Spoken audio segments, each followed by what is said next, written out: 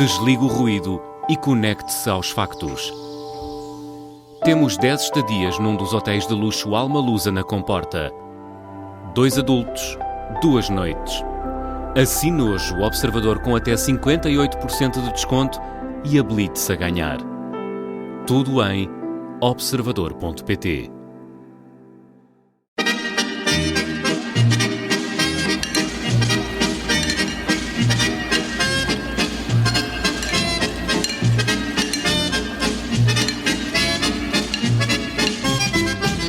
Olá, bem-vindos à Vichy Soares. O meu nome é Miguel Santos Carrapatoso, sou jornalista e editor adjunto de política do Observador. Tenho ao meu lado o Joaquim Agostinho da telefonia portuguesa, o Miguel Viterbo Dias e as gregárias de luxo Rita Tavares e Mariana Lima Cunha. É este verdadeiro pelotão do jornalismo português que me vai ajudar a explicar uma semana marcada por mais um episódio da novela em que se transformou a reforma laboral. Baralhando e dando novo, já se percebeu uma coisa: ninguém quer ficar com o ónus do fim das negociações. Quem não se importa nada com o que pensam sobre ele é Pedro Nuno Santos. O antigo líder do PS voltou ao Parlamento e não deixou nada por dizer. Costa, Carneiro e Cordeiro que se cuidem. O homem tem contas para ajustar.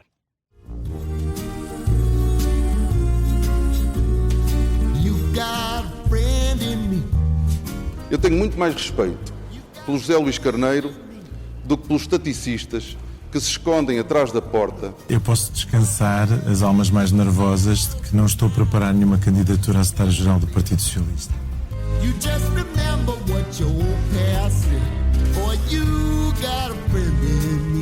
À espera que o vento mude a favor do PS ou da esquerda para avançarem para a liderança do partido. Eu sinto mais livre fora e foi isto que eu quis expressar. E, portanto, eu quero ter liberdade para discordar. Apesar de sermos do mesmo partido, há muita coisa que me distancia do José Luís Carneiro. Eu não tenho nem uma afinidade política nem pessoal com o José Luís Carneiro.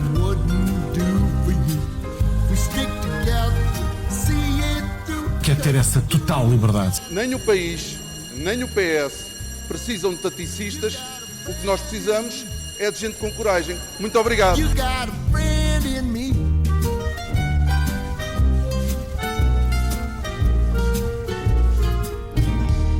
E coragem é coisa que não nos falta, portanto, para discutir tudo isto e muito mais, venha daí a refeição mais deliciosa da política portuguesa. Miguel Viterbo Dias. Então, Miguel, chegas que a esta detalhe Vichy Soares da minha vida pessoal queres expor-te mais velho, hoje? 32 voltas ao sol. É verdade. Está respondido. Como é que te sentes? Sinto-me bem, Miguel. Como é que foi o teu aniversário? Os 30 são os novos 20. Os 32, no caso. Bom, Correu tudo bem, muito obrigado. correu tudo bem? Queres partilhar com os nossos ouvintes? Eu guardo as grandes comemorações para as datas redondas, como a larga maioria. Muito bem, quem quiser parabenizar Miguel Viterbo Dias no seu Instagram, Miguel V. Dias, pode Eu já agora fazê-lo. quero fazer aqui uma denúncia, que é, o Miguel está aqui a falar sobre ti, grandes amigos, a falar da tua vida, mas perguntou-me há pouco quantos anos é que tu fazias. Era para ter a certeza. É que já agora fica tudo explicado. Não foste ver o meu perfil na Wikipédia, Miguel. Não foi. Bom, para discutir uma semana cheia de acontecimentos políticos, Mariana Lima Cunha, tenho uma primeira sopa para ti. Sopa sem fundo, porque para falar da reforma laboral não há fim à vista.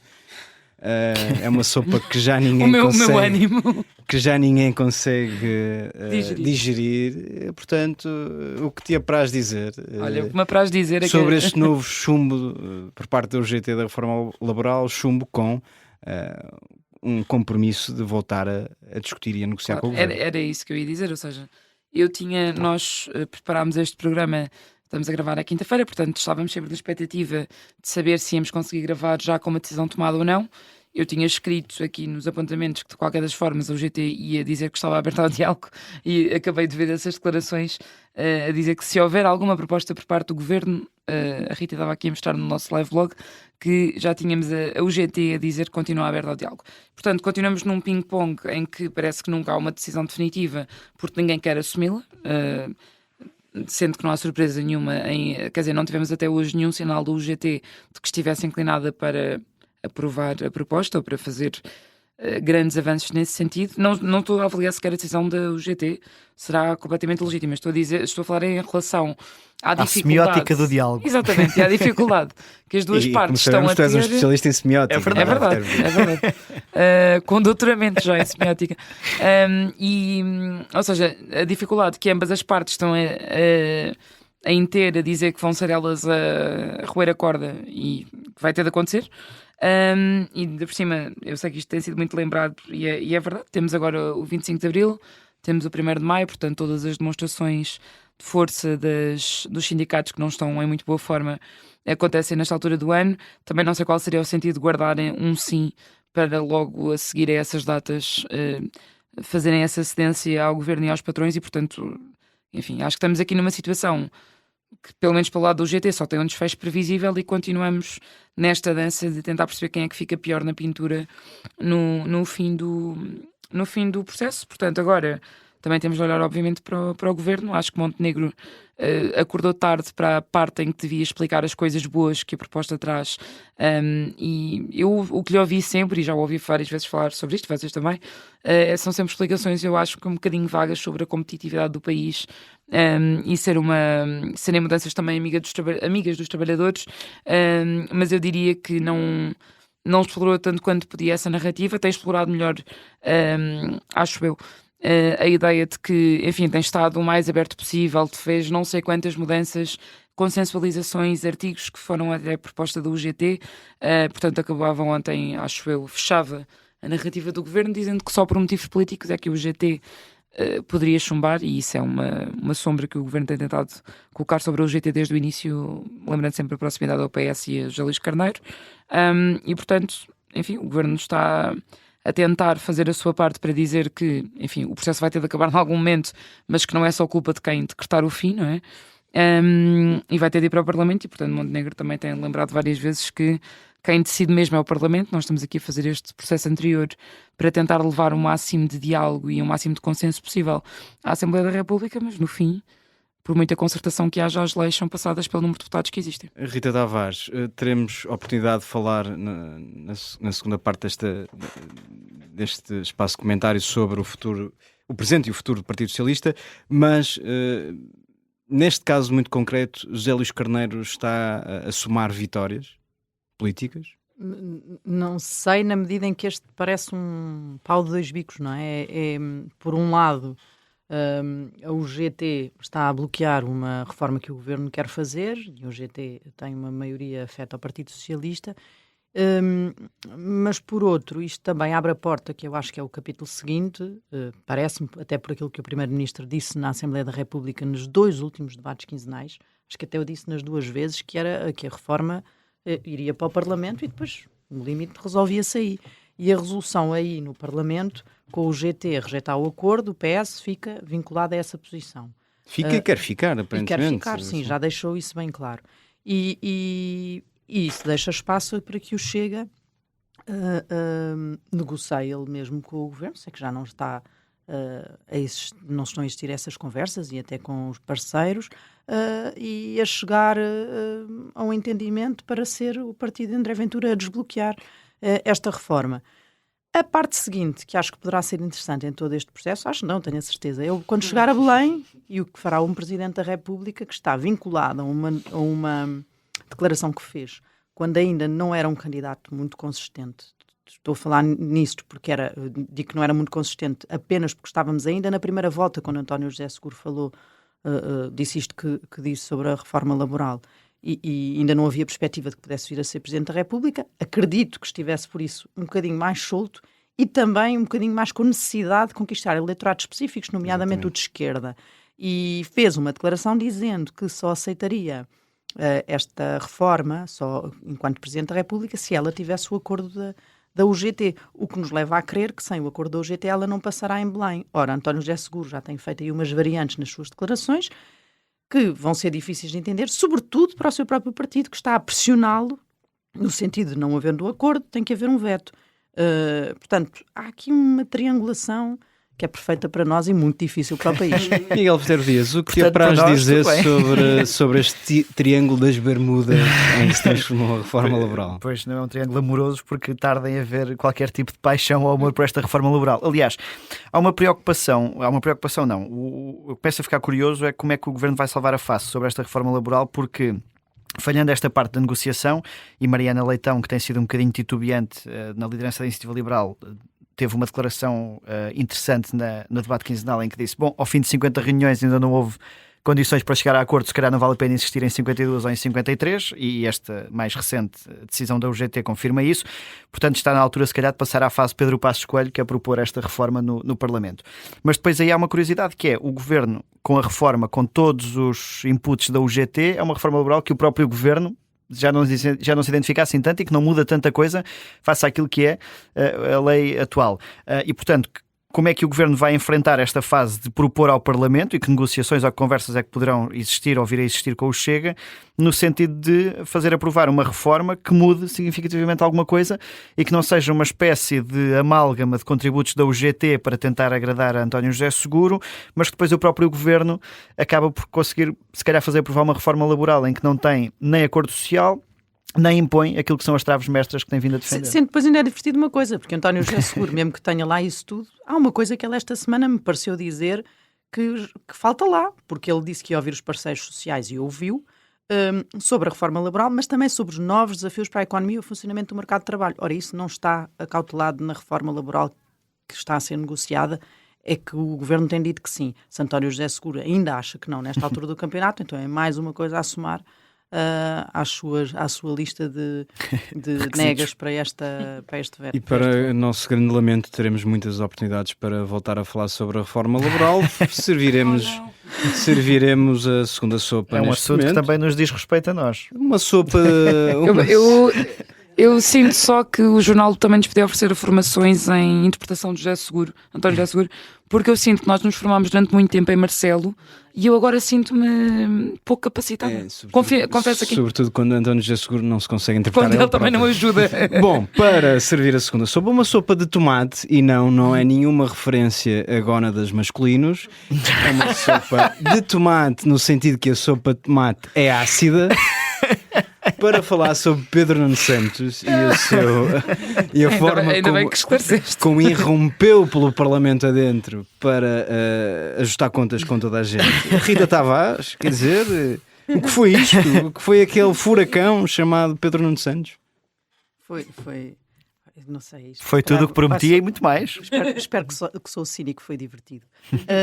Mas é mais uma acha para a fogueira que é o Partido Socialista e qualquer partido na oposição, convenhamos, não é? Mas esta foi a semana em que José Luís Carneiro reorganizou internamente o partido, pós-congresso, e, portanto, elegeu os seus órgãos, a Comissão Política, o Secretariado, os órgãos de direção do partido, e de repente cai logo uma bomba no dia da Comissão Nacional, que é Eduardo Cordeiro, que vem assumir publicamente que não quis ficar na Comissão Política porque quer manter liberdade para discordar.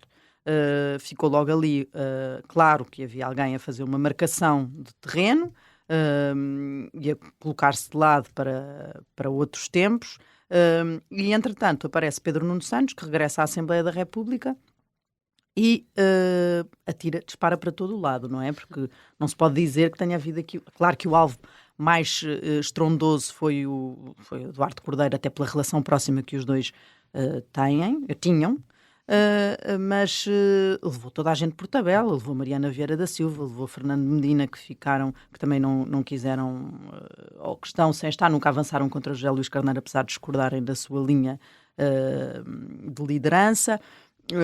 Enfim, levou até António Costa também, porque Pedro Nuno fez questão de lembrar porque é que esse governo caiu, os 75 mil euros encontrados no gabinete do Primeiro-Ministro. Levou José Luís Carneiro também, pois claro, porque Pedro Nuno Santos diz que vem combater a direita e que vem ajudar para isso.